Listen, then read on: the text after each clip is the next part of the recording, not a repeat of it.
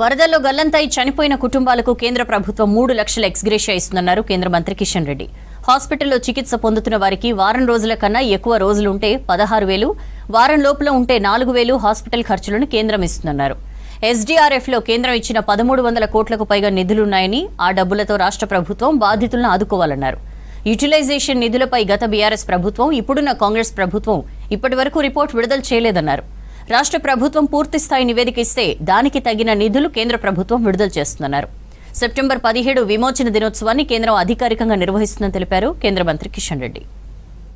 Response fund ఏదైతే ఉంటుందో దానికి కేంద్ర ప్రభుత్వం కూడా నిధులు ఇస్తుంది.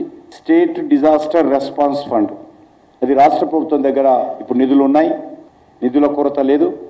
కాబట్టి వెంటనే తాత్కాలికంగా అన్ని రకాల అవసరాలకు ఆ డబ్బును ఉపయోగించి బాధితులను ఆదుకునేటువంటి కార్యక్రమం చేపట్టాలని కూడా ఈ సందర్భంగా కోరుతా ఉన్నాను. యూటిలైజేషన్ సర్టిఫికెట్స్ కేంద్రానికి సమర్పించలేదు. దాని కారణంగా ఈ సంవత్సరం నిధులు విడుదలైనప్పటికీ కూడా రాష్ట్రానికి అది చేరుకోలేదు. ఈ విషయం నేను హోమ్ సెక్రటరీతో మాట్లాడాను.